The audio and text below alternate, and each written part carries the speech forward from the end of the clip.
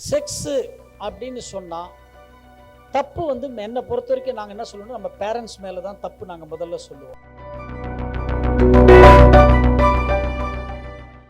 எந்த ஒன்று நம்ம செய்யாதேன்னு ஒரு ப்ரெஷர் கொடுக்குறோமோ அது என்ன பண்ணுவாங்க அவங்க, இதில் ஏதோ ஒன்று இருக்கிறது, அது என்னான்றத ஒன்றில் ரெண்டு நம்ம பார்த்துடலான்டான்னு இறங்கிடுவாங்க பசங்க.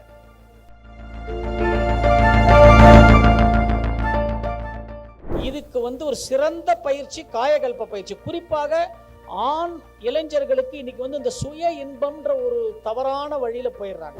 15 நாட்களுக்கு ஒரு முறை அந்த டேங்க் ஃபுல் ஆயிடுச்சுன்னா தானாவே என்ன பண்ணத வெளியில தள்ளி விட்டுடும். அது தள்ளி விட்டுடும், நேச்சராகவே தள்ளி விட்டுடும். அதனால நம்ம வந்து இது பண்ண வேண்டாம். ஆனால் சுய இன்பம் செய்பவர்களுக்கு ஆண் குறி சிறுத்துவிடும். இந்த காயகல்பம் என்பது இது ஒரு அற்புதமான வாழ்க்கை கல்வி. 10 கப்பிள்ஸ் வந்தாங்கன்னா, நியூலி மேரிடு கப்பிள்ஸ் 10 கப்பிள்ஸ் வந்தாங்கன்னா அதில் 6 பேருக்கு கல்யாணம் ஆகி சார் 2 வருஷம் ஆயிடுச்சு, 2.5 வருஷம் ஆயிடுச்சு, இன்னும் கன்சீவ் ஆகலை, இவருக்கு பிரச்சனை இருக்கு, அவருக்கு பிரச்சனை இருக்கு. இன்னைக்கு நம்ம பண்ற அத்தனை தவறுக்கும் எது, உணர்ச்சி வசப்பட்ட நிலைதான் காரணம். ஸ்கை யோகா சேலம் யூடியூப் சேனலை சப்ஸ்கிரைப் பண்ணுங்க.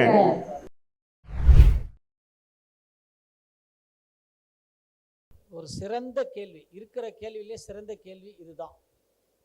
குறிப்பாக முதல்ல செக்ஸு அப்படின்னு சொன்னா தப்பு வந்து என்னை பொறுத்த வரைக்கும் நாங்கள் என்ன சொல்லணும், நம்ம பேரண்ட்ஸ் மேலே தான் தப்பு நாங்கள் முதல்ல சொல்லுவோம். நாம் என்ன பண்ணுறோம், நம்ம குழந்தைக்கு வந்து ஒரு பாதுகாப்பான ஒரு வாழ்க்கை கொடுக்கணுன்ற ஒரு எண்ணத்தில் நம்ம பசங்களை நம்ம என்ன பண்ணுறோம், ரொம்ப ஓவராக கண்ட்ரோல் பண்ணுறோம். ஒரு அவங்க ஏதாவது செல்ஃபோன் பார்த்தோட என்ன பார்க்குற, வேறு மாதிரி என்ன பார்க்குறியா, இப்படி பார்க்குறியா, அப்போ நாம் வந்து ஒரு ஓவர் அக்கறை எடுத்துக்கும் பொழுது அந்த ஒரு செக்ஸ் விஷயத்தில் வந்து நாம் வந்து அவங்களுக்கு ஏதோ ஒன்றத்தை வந்து மூடி மறைக்கிறோன்ற எண்ணம் அந்த பசங்க மனசில் வந்துடுது.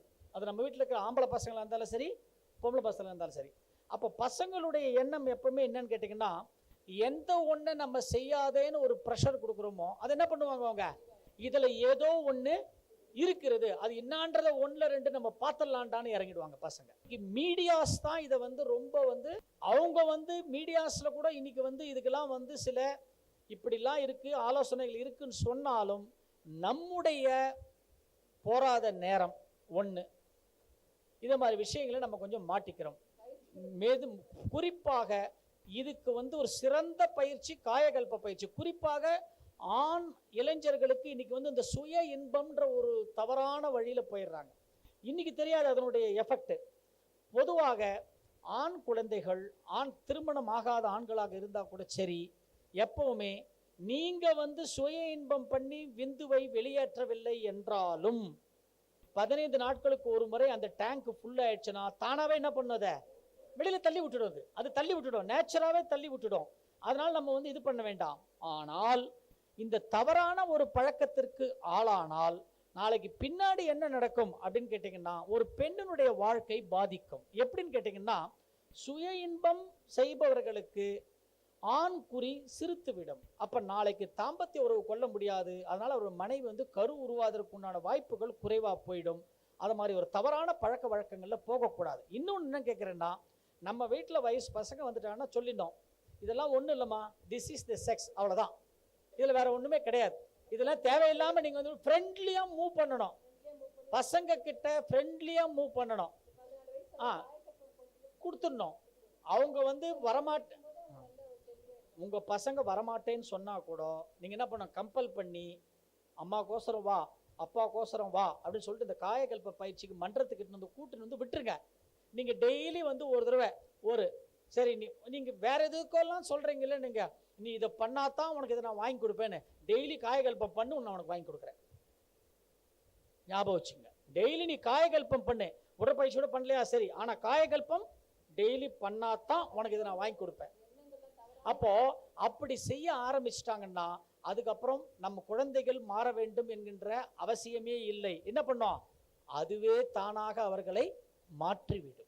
இந்த பயிற்சி அப்பேற்பட்ட ஒரு அற்புதமான பயிற்சி. அதனால வந்து நீங்க முதல்ல நம்ம குழந்தைகள் கிட்ட ஒளிவு மறைவு இல்லாம நல்ல ஃப்ரீயா ஃப்ரெண்ட்லியா மூவ் பண்ணி பேசுங்க.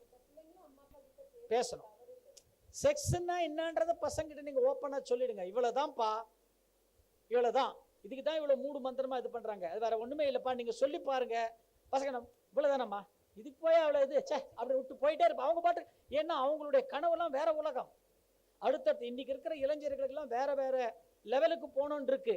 ஐயா சொன்ன மாதிரி இத மாதிரி ஒரு சர்க்கிள்ல வந்து மாட்டக்கூடாது அவங்க. அதுக்கு அதுல இருந்து வெளில வரத்துக்கு ஒரு அற்புதமான பயிற்சி தான் இந்த. ஆமா, அதைத்தான் சொன்னமே கிளாஸ்ல, அதைத்தான் நம்ம சொன்னோமே. அதனால இது வந்து ஒரு முக்கிய வாழ்க்கை. இது ஆக்சுவலா பார்த்தீங்கன்னா வந்து இந்த காயகல்பம் என்பது இது ஒரு அற்புதமான வாழ்க்கை கல்வி.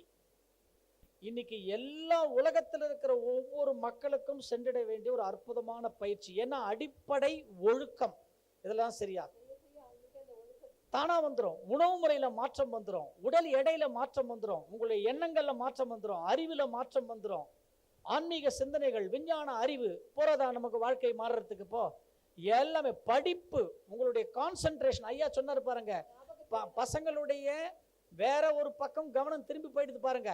அந்த கவனத்தை திருப்பாமல் இருப்பதற்கு அவங்களுடைய ஃபோக்கஸ் எதுவோ, அவங்களுடைய லைஃப்ல அவங்களுடைய கோல் எதுவோ அதை அச்சீவ் பண்றதுக்கு உண்டான ஒரு ரூட்டு தான் வந்து இந்த காயகல்பம். ஆமா, அவ்வளவுதான். That's all. புரியுதுங்களா? நானும் சொல்றேன், பெண் குழந்தைகளுக்கும் இதே தான் நான் சொல்றேன். அப்படின்னு நம்ம ஆண்கள் மட்டும் நான் சொல்ல, ஆண் குழந்தை, நம்ம வீட்டில் இருக்கிற ஆண் குழந்தைகளாக இருந்தாலும் சரி, பெண் குழந்தைகளாக இருந்தாலும் சரி, நாம அதிகமாக செல்லம் கொடுக்கிறோம். குறிப்பாக பெண் குழந்தைகளுக்கு நம்ம அதிகமாக செல்லம் கொடுத்துட்டோம். அதுவே வந்து நாளைக்கு பின்னாடி ஒரு பிரச்சனையாக உருவாக கூடாது. நான் சொன்ன பேச்சை கேட்கவே மாட்டேங்கிறாங்களே அப்படின்னா அதுக்கு தப்பு எங்க? நாம முதல்லயே நம்ம என்ன பண்ணலத, நம்ம பசங்களை சரியான முறையில் நம்ம பண்ணலன்னு தான் அர்த்தம். தப்பு பேரண்ட்ஸ் கிட்ட தான் இருக்கு, பசங்க கிட்ட நம்ம தப்ப சொல்லக்கூடாது. அந்த பசங்க எதிர்க்க நாம் அந்த பயிற்சி பண்ணணும். டெய்லி நீங்க டெய்லி பண்ணி பாருங்க, நீங்க அந்த வாழ்த்தை போடுங்க, உங்க பசங்களும் தானா அந்த பயிற்சியை பண்ண ஆரம்பிச்சிடும். இது வந்து இந்த அட்வைஸ் வந்து ஆண் குழந்தைகளுக்கு மட்டும் இல்லை, பெண் குழந்தைகளுக்கும் சேர்த்து தான். ஏன்னா இன்னைக்கு இன்னொன்னு சொல்லிடுறேன் பாருங்க, இன்னைக்கு இருக்கிற இளைஞர் சமுதாயத்துல வந்து பாத்தீங்கன்னா, இப்போ நாங்கள் வகுப்பு போற இடங்கள் சரி, எங்க சென்டர்ல வகுப்புக்கு வர்ற அன்பர்களும் சரி, பாத்தீங்கன்னா 10 கப்புள்ஸ் வந்தாங்கன்னா, நியூலி மேரிடு கப்புள்ஸ் 10 கப்புள்ஸ் வந்தாங்கன்னா அதுல 6 பேருக்கு கல்யாணம் ஆகி சார் 2 வருஷம் ஆயிடுச்சு, ஒரு 2.5 வருஷம் ஆயிடுச்சு, இன்னும் கன்சீவ் ஆகலை, இவருக்கு பிரச்சனை இருக்கு, அவருக்கு பிரச்சனை இருக்கு. ஆனா அவங்க 2 பேரையும் உட்கார வச்சு நம்ம கவுன்சிலிங் பண்ணும்போது பார்த்தோம்னா அவங்களுக்குள்ள இருக்கிற பிரச்சனைகள்லாம் ஒரு சின்ன சின்ன விஷயங்கள் தான். உணவு முறை மாற்றங்கள், எண்ணங்கள்ல சில மாற்றங்கள், இந்த 2 தான். 2 பண்ணாலே அங்க பிரச்சனையே சால்வ் ஆயிடுதாங்க. ஆனால் நாம் பெரியவனா நீ பெரியவனா, இந்த மாதிரி சின்ன சின்ன விஷயங்கள் இன்னைக்கு இருக்கிற இளைஞர் சமுதாயத்தில் இருக்கிறது ஒன்று.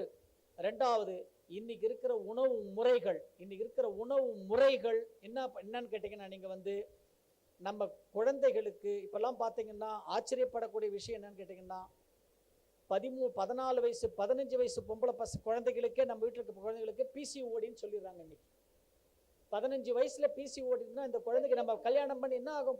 அப்போ எப்போ கல்யாணமோ ஒரு குழந்தை, அப்போ என்ன ஆகும்? பிசிஓடி வந்துருச்சுன்னா கர்ப்பம் தரிப்பது பிரச்சனை ஆயிடும்னு மருத்துவத்தில் இருக்கு. அப்போ என்ன ஆகுது? அப்போ நாம அதை மாதிரி ஃபுட்டு கொடுத்துட்டோம், ஒன்று நம்ம அதை மாதிரி ஒரு கல்ச்சர்ல வளர்த்துட்டோம் குழந்தைகளை. அப்போ நம்ம என்ன பண்ணணும்? குறிப்பாக நம்ம பெண் குழந்தைகள் கிட்ட இந்த அக்கறை அதிகமாக இருக்கிறது.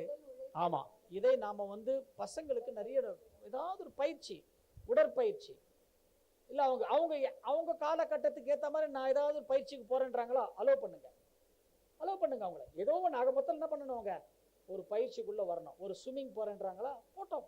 வாக்கிங் போறாங்களா, ஜாக்கிங் போறாங்களா, போட்டோம். நான் யோகாவுக்கு தான் போவேன்னாங்களா, போட்டோம்.